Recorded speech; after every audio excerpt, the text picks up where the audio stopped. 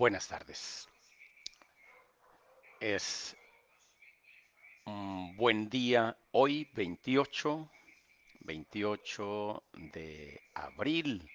Estamos ya cerca del día 30, el Día del Niño, para festejarlo con todos. Quiero decirles que tenemos el proyecto de a nivel nacional tener este festejo con los niños vía Zoom. Va a ser algo hermosísimo. Vamos a tener un programa especial para ellos vía Zoom. Pero después voy a poner aquí en mi página el enlace de Facebook y en algunos que me soliciten de manera personal el de Zoom, tendré quizá la oportunidad de que tengan unos lugares ahí, pero van a poder seguirlo en Facebook sin problema. El día 30 a las 7 de la noche, ya que hayan pasado los festejos en otros sitios del Día del Niño. Muy bien, pues ahora toca la lección Encuentro con el infierno. Pero antes de entrar a este tema, debo recordar que antes de ella estuvo Encuentro con el cielo y hubo algún problemita allí con la transmisión y la última parte de esta lección no se alcanzó a ver. Así es que nos quedamos aquí. En el cielo es la morada santa. Esto es lo que vimos respecto del cielo. Vimos su definición, vimos que hay cielos nuevos y tierra nueva, vimos que el cielo es un lugar y el cielo es la morada santa. Ahora vamos a ver que el cielo es el destino del cristiano. Por otro lado, para el caso del infierno, que es lo que vamos a ver en esta semana, también vamos a ver su definición y vamos a ver que el cielo es un lugar, en vez de la morada santa, pues va a ser un lugar, una morada inmunda y un lugar de tormento en lugar de un lugar de bendición. Entonces, van más o menos paralelos. También vamos a ver que el infierno es el destino del incrédulo. Ah, pero terminamos esta lección entonces aquí anotando en el punto 5 después del 4, lo que correspondería a lo que nos faltó. Vamos a anotarlo aquí. Entonces, número 5, el cielo es el destino del cristiano.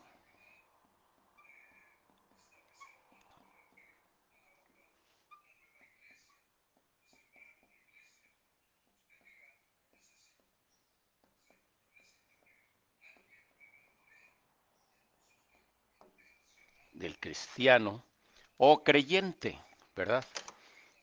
Eh, Pueden ustedes también poner creyente o cristiano.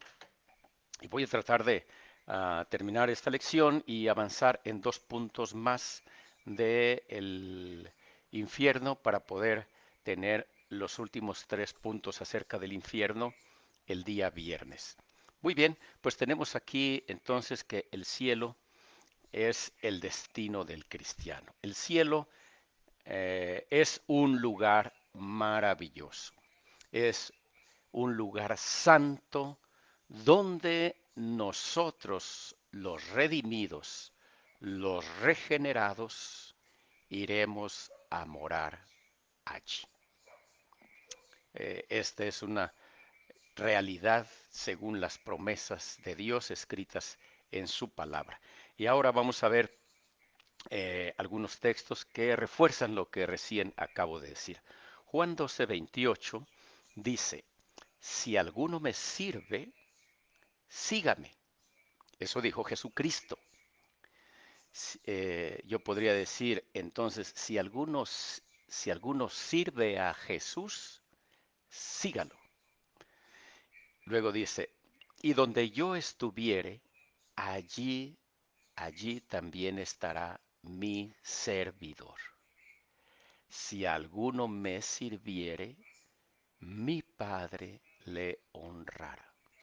¿Dónde está Cristo Jesús? Eso ya lo vimos en otras lecciones. Está a la diestra del Padre después de que resucitó. Entonces, el texto está diciendo que donde Él está, allí también estaremos si somos sus servidores y sus seguidores. En este texto menciona dos características del cristiano. El cristiano es un servidor de Jesús y es un seguidor de Jesús. Y como seguidor, bueno, pues va a seguir a Jesús hasta donde Jesús está. Y es porque Jesús lo va a llevar. Nosotros por nuestro propio pie no podríamos llegar allá. Pero Jesús dijo, yo soy el camino, la verdad y la vida. Entonces por ese camino nosotros podemos llegar al Padre.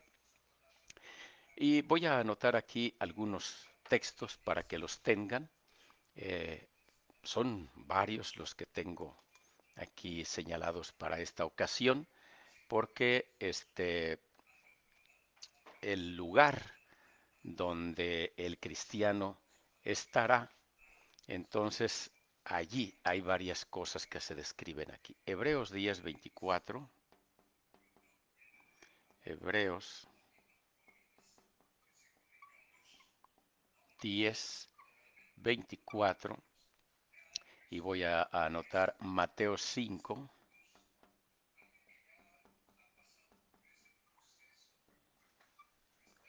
10 al 12,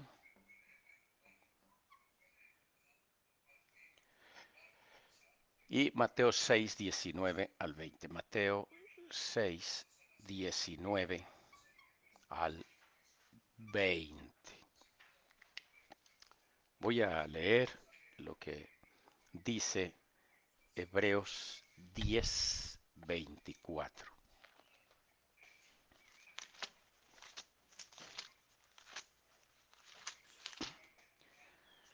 Dice así la palabra de Dios: considerémonos los unos a los otros para estimularnos al amor y a las buenas obras. No dejemos de congregarnos como algunos. Perdón, estoy leyendo. Es que aquí anoté mal. Disculpen, no es 24, es 34. Un error mío. Vamos a anotar 34.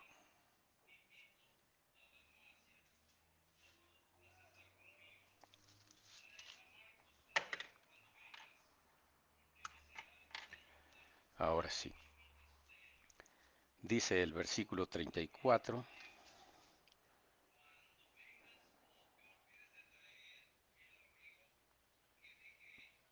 Sofocaron la violencia del fuego, escaparon. Ay, otra vez se me volteó la hoja. 10:34. También se compadecieron de los presos y con gozo padecieron al ser despojados de sus bienes. Estos son los que siguen a Cristo. Hablábamos de la persecución el día domingo en la predicación. Dice otra vez, también se compadecieron de los presos y con gozo padecieron al ser despojados de sus bienes, sabiendo que ustedes mismos tienen una posesión superior y perdurable. ¿En dónde? Allá en los cielos, el destino del cristiano. Allá tiene una posesión perdurable o una herencia. También se puede mm, expresar así. Pero es una herencia que ya es un hecho, ¿verdad? Ya se tiene, por promesa de Dios, se tiene como ya poseída. Mateo 5, 10 al 12, estos pasajes que están aquí anteceden al Padre Nuestro y lo suceden. Están, eh, podemos decir que el conocido Padre Nuestro se encuentra entre ellos. 5, 10 al 12, que es lo que veíamos el domingo. Bienaventurados los que son perseguidos por causa de la justicia, porque de ellos es el reino de los cielos. Ese es su destino.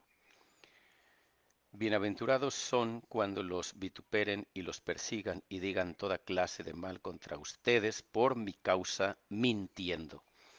Gócense y alégrense porque su recompensa es grande en los cielos, allá en su destino se recibirá la recompensa, porque así persiguieron a los profetas que fueron antes de ustedes. Y en el capítulo 6, versículos 19 al 20, dice de esta manera: No acumulen para ustedes tesoros en la tierra, donde la polilla y el óxido corrompen, y donde los ladrones se meten y roban. Más bien acumulen para ustedes tesoros en el cielo, donde ni la polilla ni el óxido corrompen, y donde los ladrones no se meten ni hurtan, porque donde está tu tesoro, allí también estará tu corazón. ¿Dónde está nuestro tesoro? En el cielo, allá, en nuestro destino. Allá es donde tenemos asegurado entonces lo que podemos decir que se gana, pero es de todos modos, no es tanto para jactarse lo que uno gana haciendo aquí en la tierra, eh, y que va a recibir recompensa en los cielos, porque Dios nos ayuda a ganar esas cosas, que es en la vida cristiana, dentro de la vida cristiana. Saludamos a la hermana Ana Lidia Campos Vargas y a la hermana Paulina Ramírez. Buenas tardes, mis amadas hermanas. Y si me aparecen por aquí otros nombres, trataré de fijarme en ellos más adelante. Voy a escribir más textos, estos solamente para que ustedes los tengan allá anotados. No los vamos a leer ya aquí. Con estos sería suficiente para efecto de lectura. Pero sí les puedo dar más. Aquí tenemos Juan 14, que ya lo dije de memoria hace un momento. Juan 14, 1 al 3. Luego tenemos Filipenses 3:20. Filipenses, ya se anda agotando. Vamos a darle un pequeño giro. Filipenses 3:20. Y le repintamos tantito para que... Filipenses. Bien, tenemos de Apocalipsis 3 pasajes, pero para que quepan voy a tener que borrar estos que están acá. Voy a borrar estos 3 para anotar los de Apocalipsis. Todos están en el capítulo 22.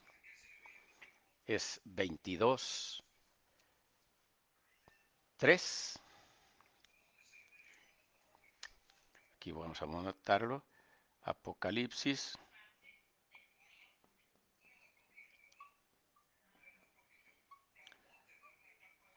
22, 3. Apocalipsis 22. Ay, perdón. Me andaba adelantando con el número 5. Es eso que conocemos casi como dislexia. Pensamos una cosa, escribimos otras. 22, 5. También está Apocalipsis ahí mismo, nada más porque hay dos conceptos para contestar. 22, 5. Y Isaías, vamos a darle Otro giro, 60, 19 al 21.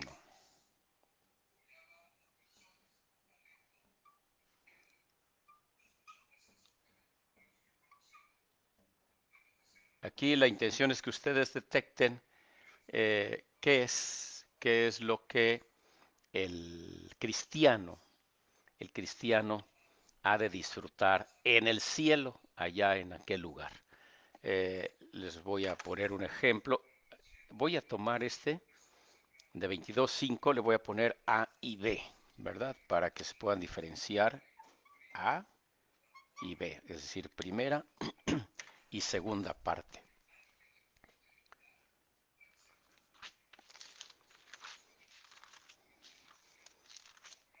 Porque esto podría causarles confusión. Dice el texto, no habrá más noche, ni tienen necesidad de luz de lámpara, ni de luz del sol, porque el Señor Dios alumbrará, alumbrará sobre ellos y reinarán por los siglos de los siglos. Entonces, ¿qué dice el texto? Aquí, en la última parte, reinarán por los siglos de los siglos. Y en la primera parte, ya sé dónde está el problema. No es en el 5. Por eso digo, este es el versículo 4. Entonces es el 4. Bueno, entonces les quedaba más sencillo. Porque la parte A del versículo 5 pues está ligada al versículo 4. Y por eso aquí dice, verán su rostro de Dios, su rostro del Cordero, como dice antes en el versículo 3. En el 3 dice el texto que ya no habrá más maldición y el trono de Dios y del Cordero estará en ella y sus siervos le rendirán culto. Aquí, ¿qué haremos en el cielo? Le rendiremos culto. Aquí le veremos. Aquí reinaremos. Y en Isaías, bueno, ustedes detéctenlo igual que en los otros pasajes que ya anoté ahí. Así, ahora pasamos entonces a otra parte de esta lección. Voy a, voy a dejar que lo alcancen a copiar y enseguida los voy a borrar.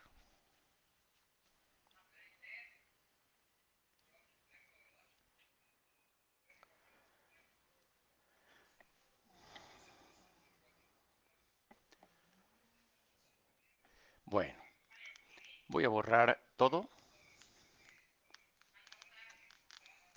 para no estar aquí presionado. Ya estamos en la parte 2. Aquí es 2 de 2, ¿verdad? La segunda parte del encuentro. Eso es.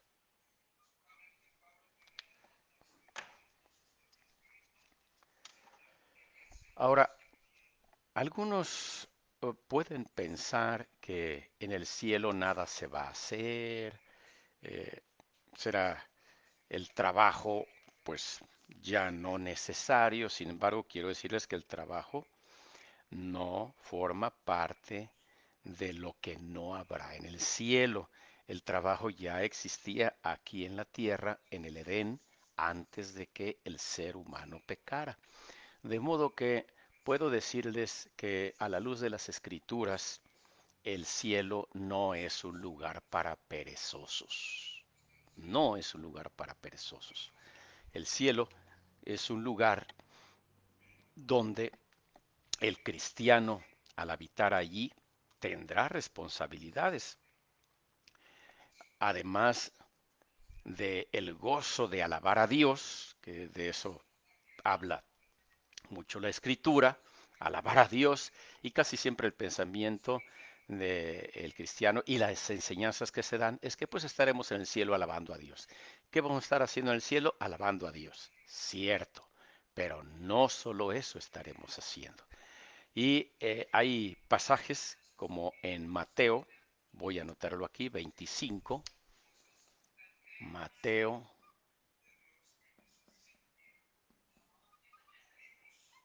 25,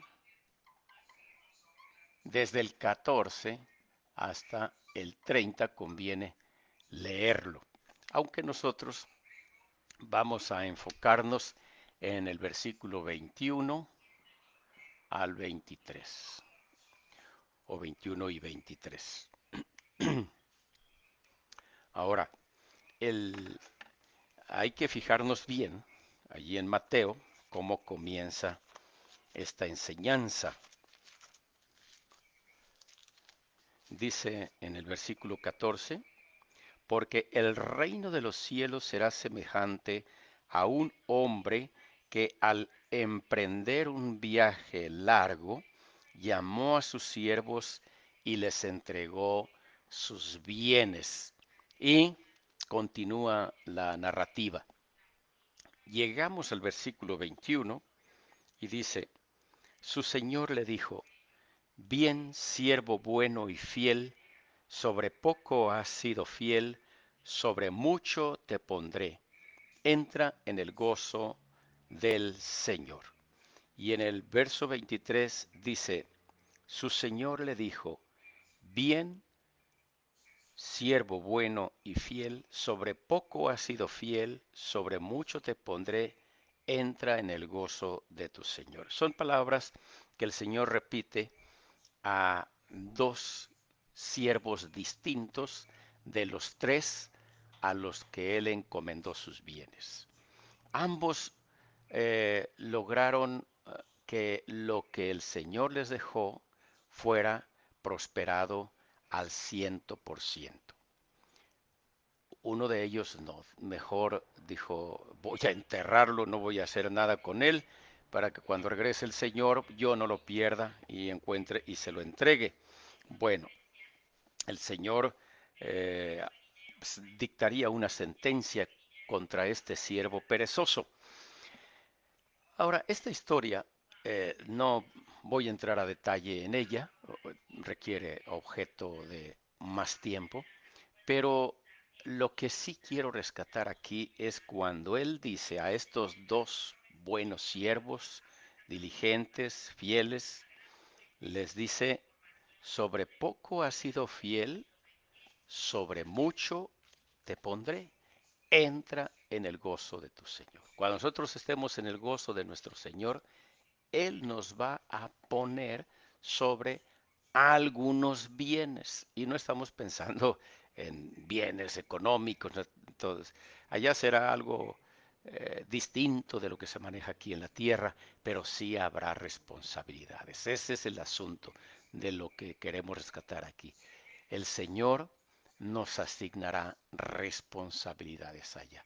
Y cuanto mejor desempeñemos nuestro papel aquí en la tierra como cristianos, como buenos mayordomos de lo que Dios nos ha dado, entonces el Señor nos encargará tales responsabilidades también en esa proporción allá en los cielos. Esto es lo que encontramos aquí en este pasaje.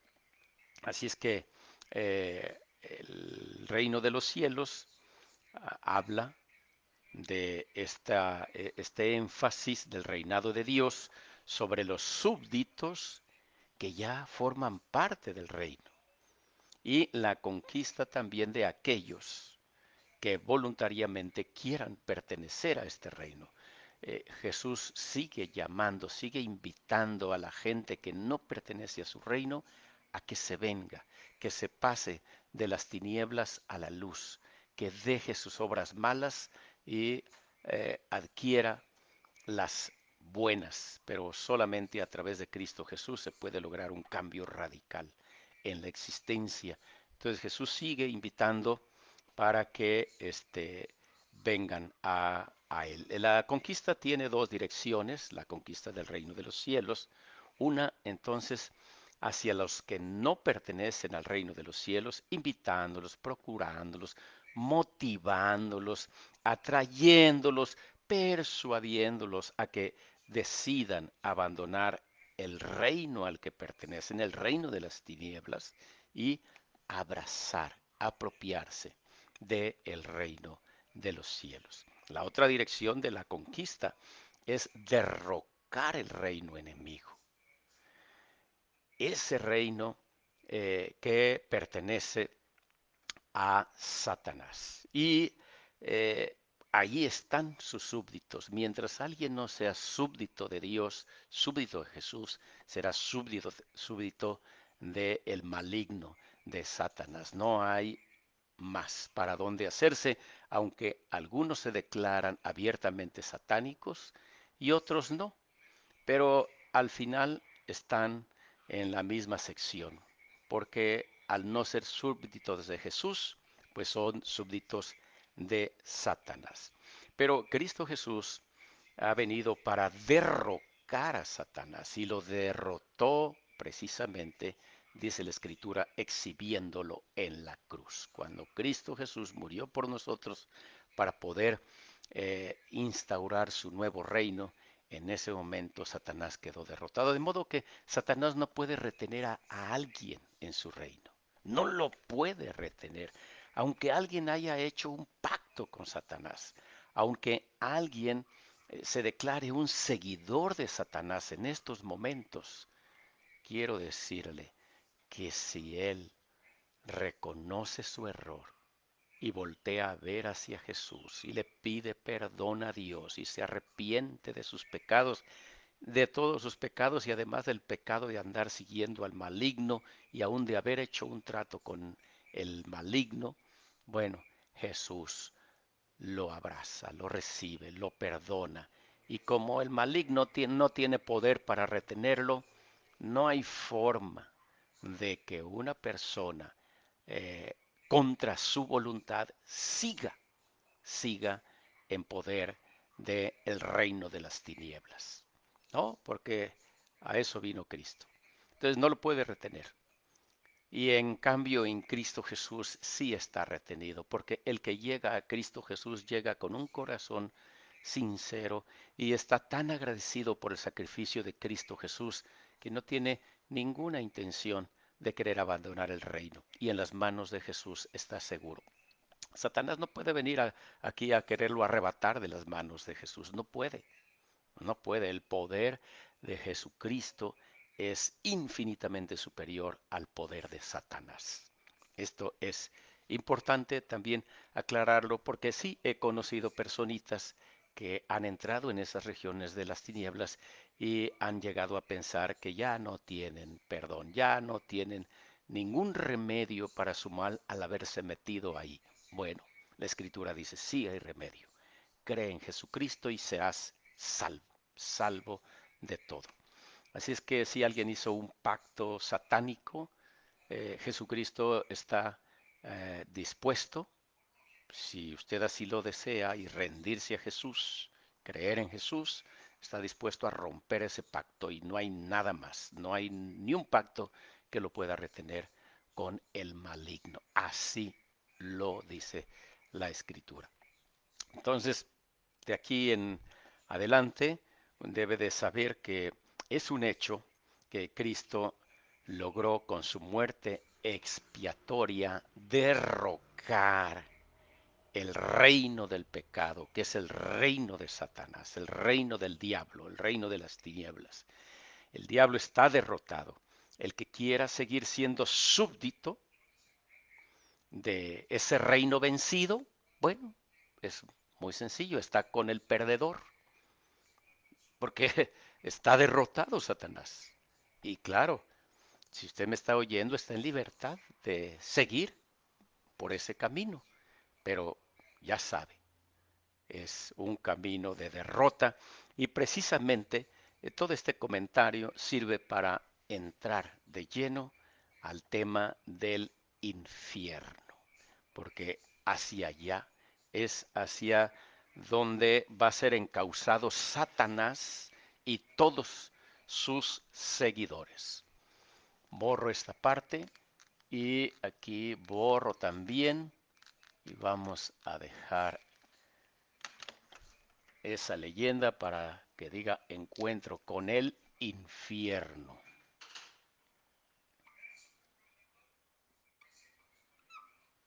Y no tengo que ponerlo con letras góticas. Ya de por sí la palabra infierno es una palabra pesada, una palabra que puede estremecer a alguien y que preferiría no tocar este tema. Esta es una realidad. Hay algunos dicen, no, no, no hables del infierno, no, no hablemos de eso. Eso es algo terrible. Mejor hablemos de otra cosa. Bueno, la Biblia habla del infierno y tenemos que hablar nosotros también acerca de esto. Bien, la definición de infierno. ¿Qué es el infierno según la escritura? Bueno, dice, dice en Mateo 25:46, e irán estos al castigo eterno. Así comienza el texto y la segunda parte dice, y los justos a la vida eterna. Entonces, ese es el texto semanal que voy a anotar aquí para que lo tengan presente. Vamos a aquí, texto semanal. Tengo que hacer que pinte mejor. Texto semanal Mateo 25:46.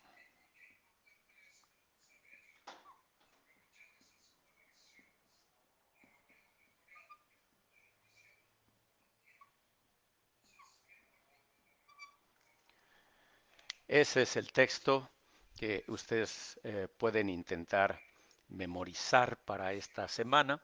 Mateo 25:46 comienza diciendo, e irán estos al castigo eterno y los justos a la vida eterna. El castigo eterno. Esta es una forma de definición de infierno. ¿Qué es el infierno? Es un lugar de castigo eterno.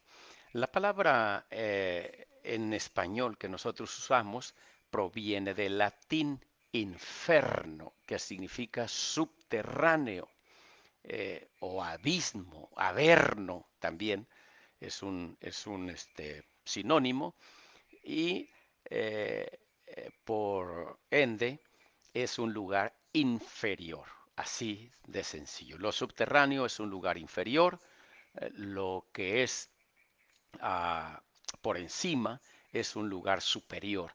Nótese que desde las definiciones entendemos que el cielo es un lugar superior y el infierno es un lugar inferior. Entonces, ¿dónde quiere uno estar? ¿En un lugar superior o en un lugar inferior? Queremos ir al lugar superior. Allá es donde había de ser nuestra aspiración. Ahora, cuando se tradujo la Biblia al latín, inferno, porque está la Biblia en latín, ustedes deben saber que mucho tiempo se leía en latín la palabra de Dios y allí aparece entonces infierno. Esta palabra se utilizó para dar la idea que tenía el Gehenna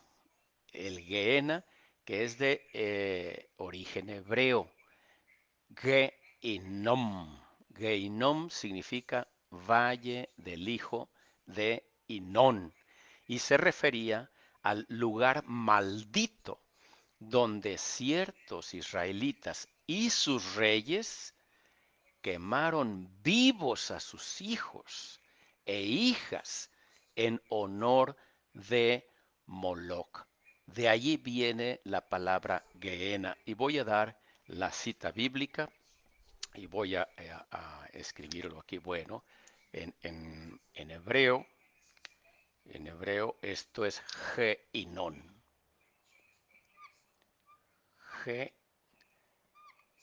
creo que necesita, voy a echar mano de este rojo que está vivo mejor. Entonces el G, Inon,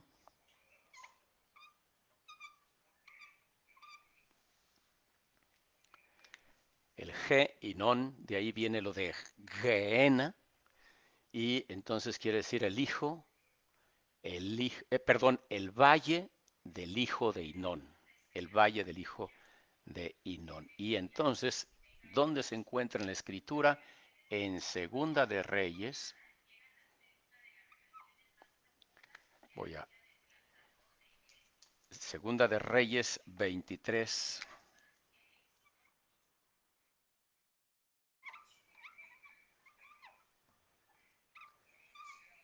Para los que no están tan identificados con los libros de la Biblia, este se encuentra en el Antiguo Testamento. Entonces, voy a dar lectura allá en esta porción. 23:10 dice así: también profanó el Tofet que estaba en el valle del hijo de Hinnom, para que ninguno pasara por fuego a su hijo o a su hija en honor de Moloc. Esto es lo que hizo Josías para limpiar ese lugar donde ya antes se llegó a cometer estas vilezas, estas abominaciones. Imagínense lo que es quemar a un niño vivo, ¿verdad? Vivo, vivo, quemarlo, no muerto y luego quemarlo, no, vivo, quemarlo en honor de un dios pagano, Moloch, que sería pues una figura infernal. Pensar en esto de quemar a alguien, pues esto se llegó a practicar ahí en el valle de Hinnom, y esto es lo que se conocía entonces como Gehenna, y fue a ser sinónimo de infierno, un lugar maldito. En tiempos de Jesús, allí se quemaba la basura de Jerusalén, en ese valle. Allá se llevaba el basurero, el quemadero de basura. Y el fuego se mantenía día y noche. Era tal la cantidad de basura que se llevaba allí que día y noche había fuego. Y Jesús usó para hablar del tormento como castigo. Veamos lo que dice Marcos 9, 43 al 48. Marcos, déjenme darle una ayuda aquí para que pinte bien. 43 al 48. Repito aquí Marcos para que se note. Marcos. Dice la escritura, vamos a buscarlo.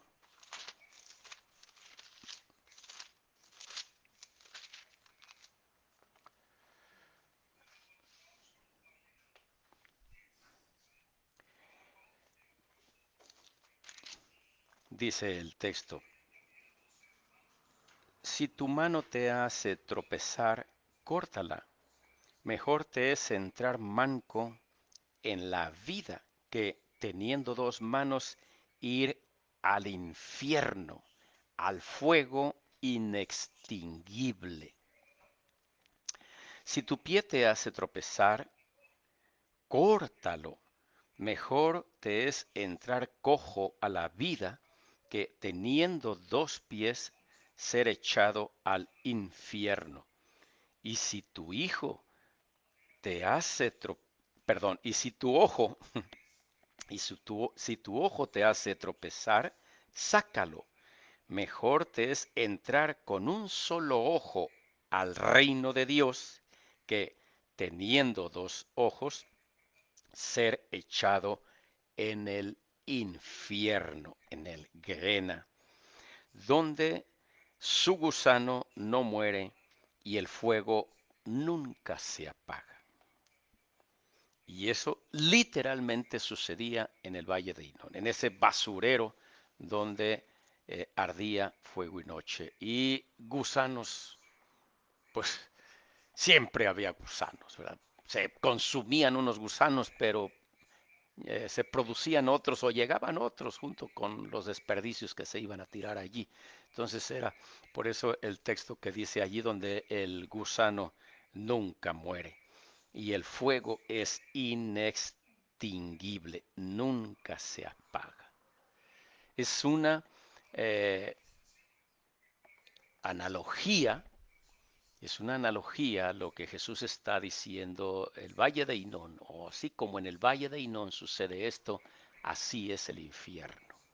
Entonces es importante saber que sí existe el infierno, que no es un invento de la religión cristiana, no, porque no, no lo escribieron los, los que se, o a quien se le ocurrió, vamos a inventar el infierno, ¿no?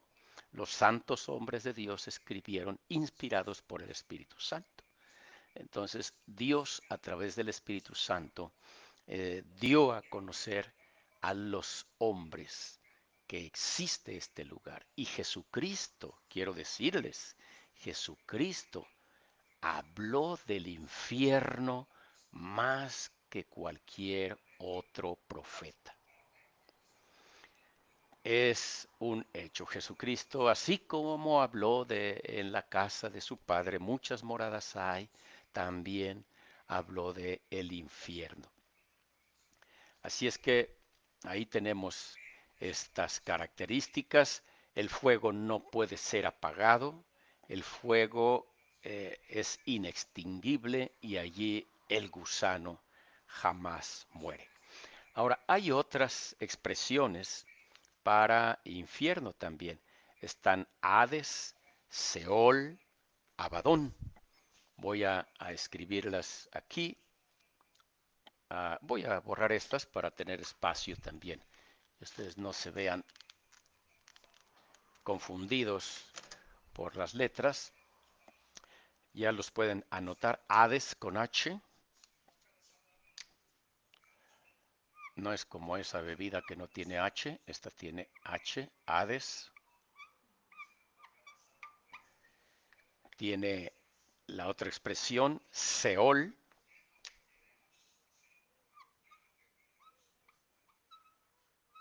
Y Abadón.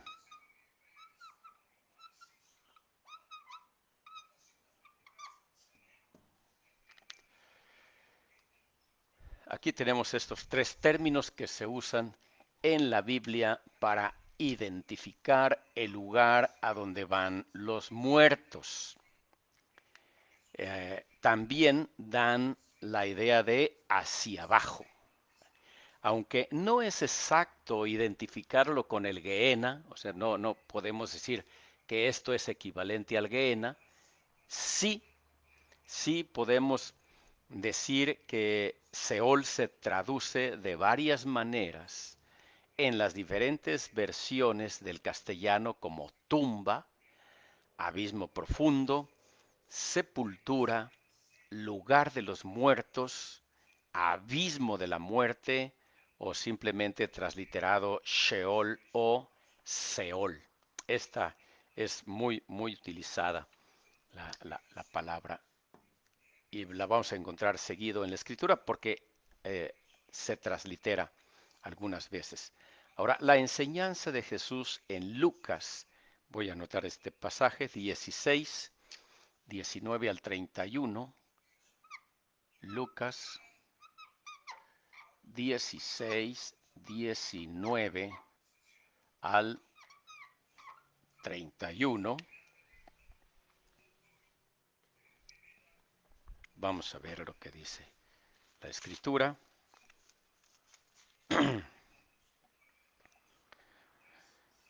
Cierto hombre era rico, que se vestía de púrpura y de lino fino, y hacía cada día banquete con esplendidez, y cierto pobre llamado Lázaro estaba echado a su puerta, lleno de llagas, y deseaba saciarse con lo que caía de la mesa del rico.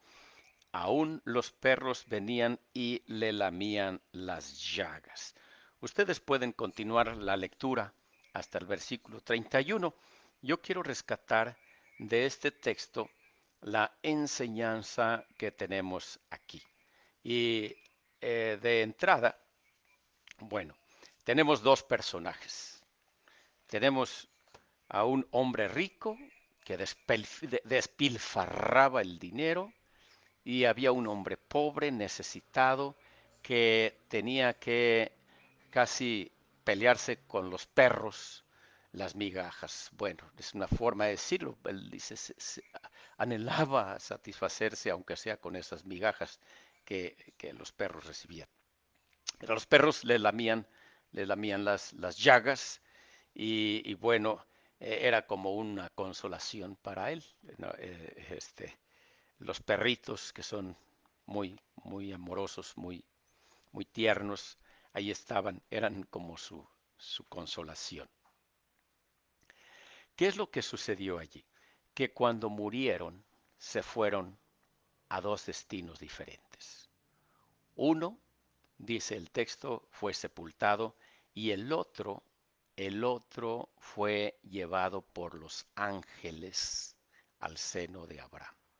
Fue llevado, y así lo percibe como hacia arriba, ¿verdad? Y ahorita vamos a ver por qué. Porque dice más adelante el texto, en esta figura que Jesús está presentando, que el rico volteó los ojos hacia arriba y vio a Lázaro. Entonces, la idea otra vez de un lugar superior y de un lugar inferior. El rico fue a dar al lugar inferior no por ser rico, sino por ser egoísta, avaro, no compartir con el pobre.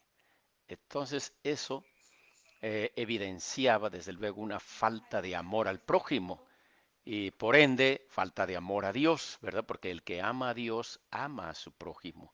De otra manera no puede decir que ama a Dios, así lo enseña la Escritura también. Entonces aquí fueron a dos lugares distintos. Y Apocalipsis 20:12, vamos a ir a Apocalipsis 20:12,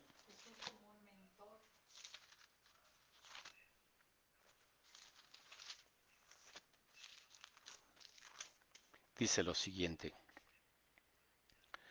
vi también a los muertos, grandes y pequeños. El rico, aquí podemos decir que murió un grande, que estaban de pie delante del trono, y los libros fueron abiertos, y otro libro fue abierto, que es el libro de la vida.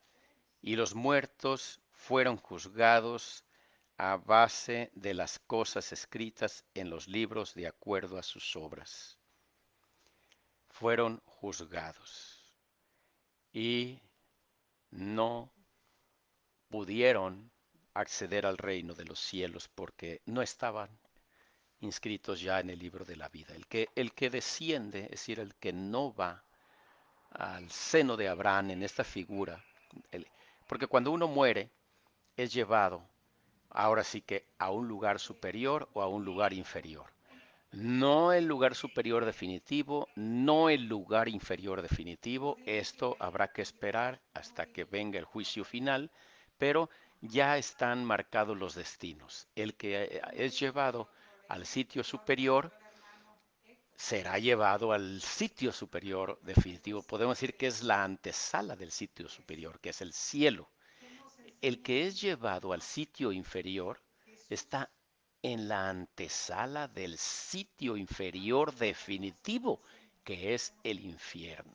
Y ya no se puede intercambiar de esas antesalas, no, ya su destino ya está marcado. Por eso la decisión es en vida. Ya muerto, ya no hay nada que hacer. Ah, voy a escribir aquí algunos textos para que ustedes los tengan también como referencia y los puedan leer también más adelante. Son varios textos, muchos textos, por eso les decía que la Biblia sí habla del infierno, y no es como para decir que, bueno, es una figura literaria, no, no, está hablando del cielo como una realidad. Entonces anotamos aquí Mateo 13:42.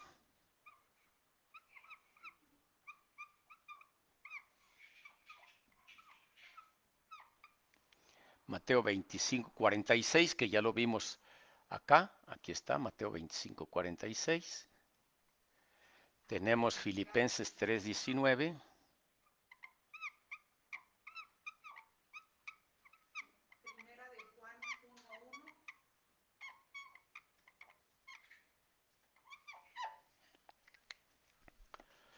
Segunda de Tesalonicenses 1:9.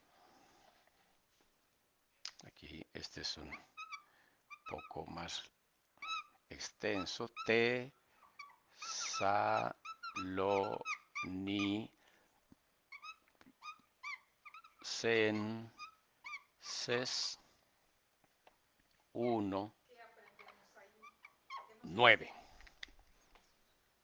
Miren, cuando tengan dudas si se escribe aquí con C o con S, solo recuerden el nombre de la ciudad es Tesalónica. Entonces, al ser con C, no se puede cambiar el sonido fuerte de la C con el sonido suave de la S. Tesalónica, entonces tesalonicenses con C. Tenemos segunda de Pedro también, segunda, pero de Pedro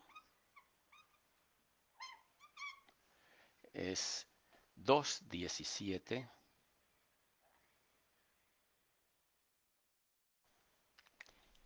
Y mientras copian ahí, borro para seguir escribiéndoles más textos de este lado. Judas 1:13.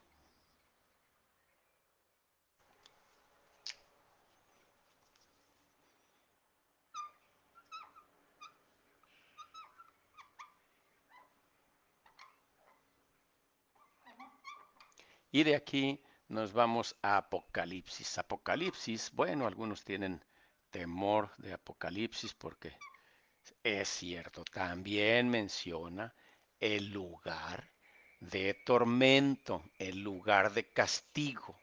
Este, y aquí se va a mencionar en repetidas ocasiones. Apocalipsis,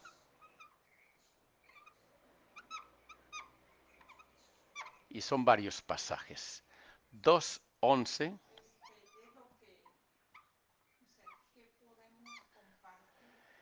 19:20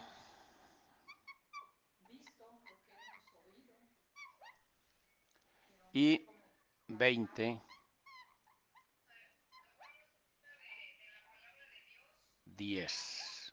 Uh-huh. Y terminamos con 20, que es palomita. Parece que ya le anda faltando tinta.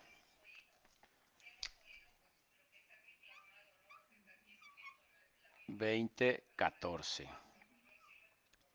Bueno, aprovecho para repintar este 20:10.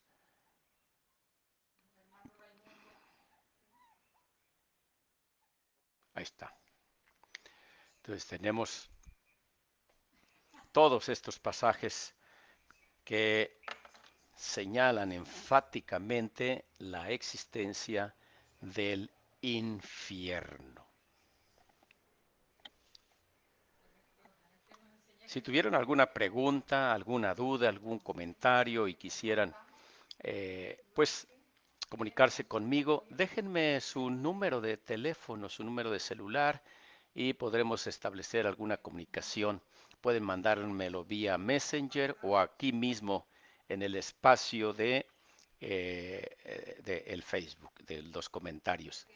Bien, terminamos el día de hoy con el infierno es un lugar de castigo eterno. Voy a borrar todo y el miércoles terminaremos con los otros 3 puntos. Entonces, como segunda parte, el infierno Ya vimos la definición. Ahora vamos a ver el punto número 2. Lo podemos escribir con azul para que se note. Entonces, número 1 que terminamos de ver fue la definición.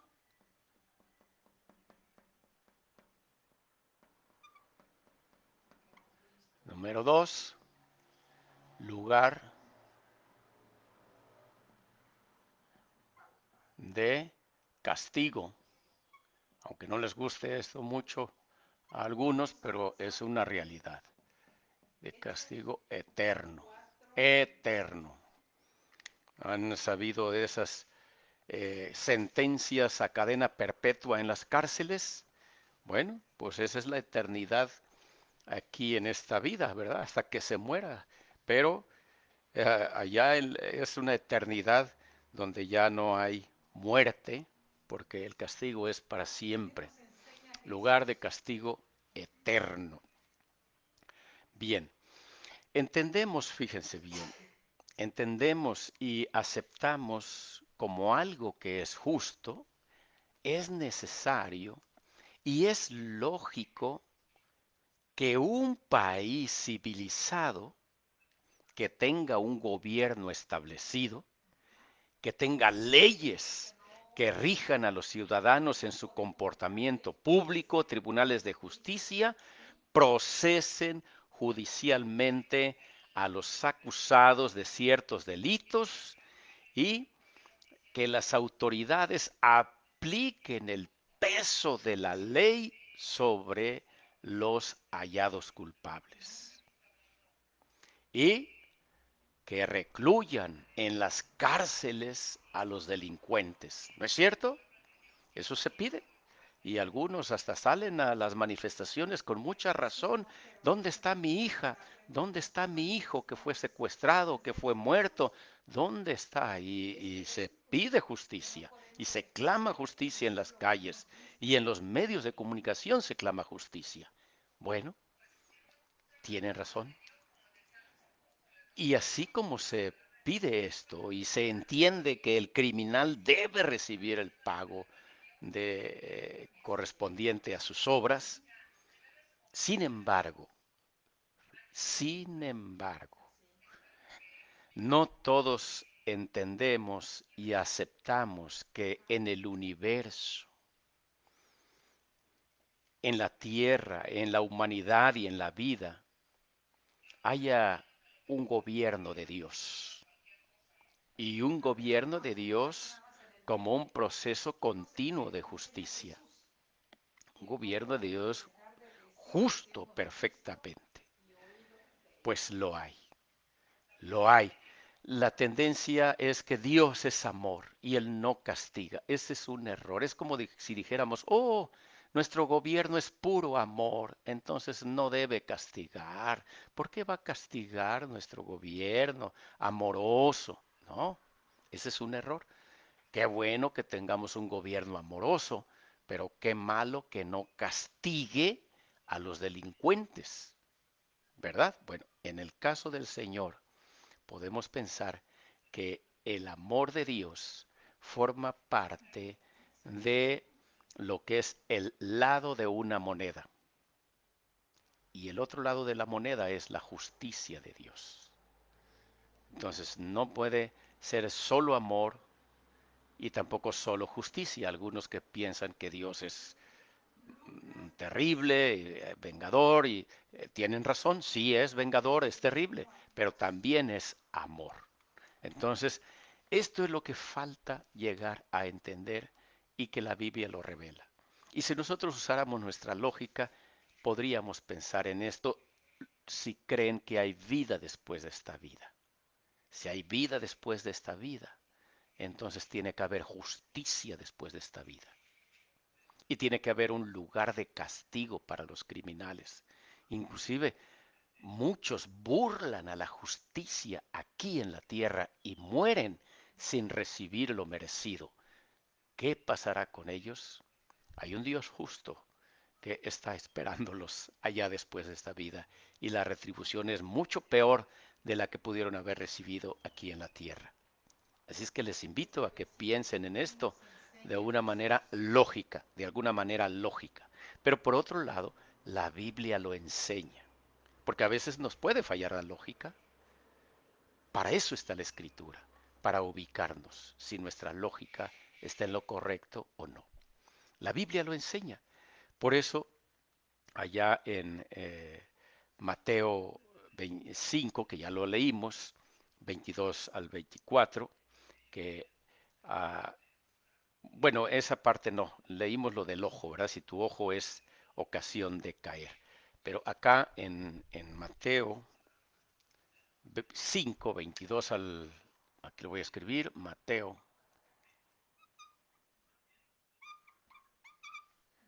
déjenme echarle más tinta, Mateo 5, 22 al 24. Aquí, bien. Dice, pero yo les digo que cualquiera que se enoje contra su hermano será culpable de juicio y cualquiera que diga fato a su hermano será culpable ante el concilio y cualquiera que le diga necio quedará expuesto al lago del fuego. Palabras más, palabras menos, eso es lo que dice. Pero expuesto al lago de fuego. Aquí la escritura está hablando de un lugar, ¿verdad? Un lago de fuego. Es una analogía, es cierto, está usando una analogía de un lugar, de un lago lleno de fuego, que es lo que nosotros podemos imaginar para enseñarnos la realidad. Si las analogías arrojan una realidad, es una realidad, es un lugar entonces de tormento, porque ahí estará expuesto al fuego. Luego, hay otros pasajes eh, que voy a poner aquí, Mateo, aquí mismo, 10:28, le pongo una palomita, Mateo 23:33, otra palomita, Mateo 25:41 y desde luego el 46 que ya mencionamos, ¿verdad? Y tenemos también a Lucas 16:23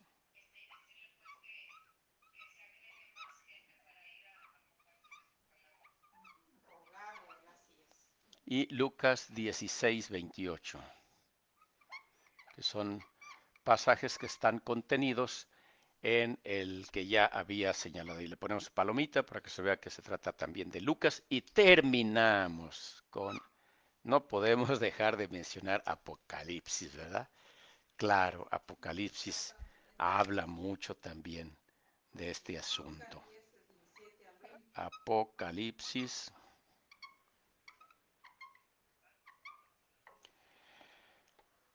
14:10.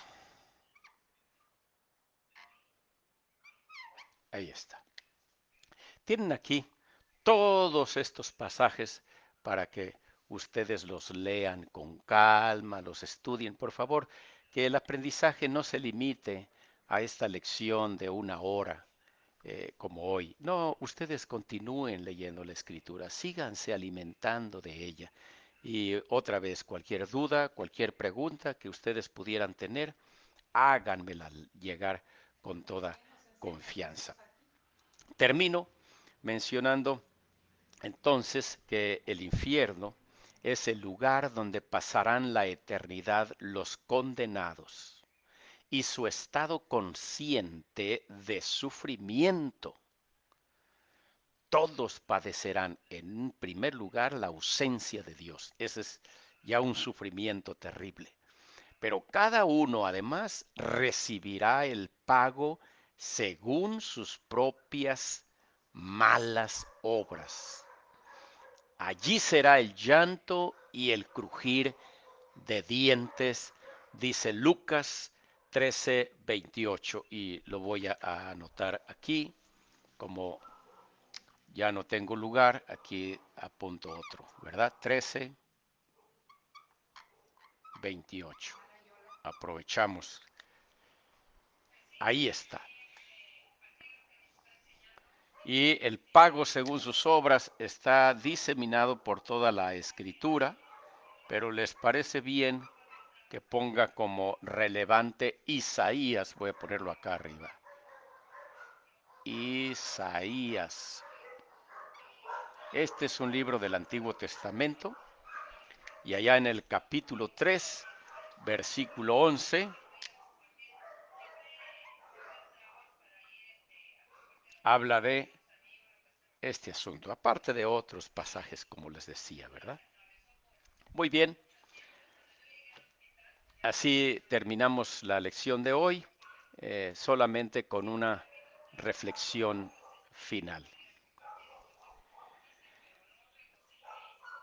Si usted piensa que no hay infierno, fíjese bien, si usted piensa que no hay infierno y llegara a tener razón, que no existe el infierno, morimos todos y no hay infierno, ¿qué pasa con los que creemos en la escritura que sí hay infierno? No pasa nada, nada. Porque si no hay infierno, da lo mismo que yo crea o no crea si hay infierno o no. Pero si la Biblia tiene razón, y la tiene, el que piense que no hay infierno se llevará una terrible sorpresa cuando despierte en el más allá. Piensa en esto, es un asunto serio. Y así, con esa seriedad, nos despedimos. Buenas noches.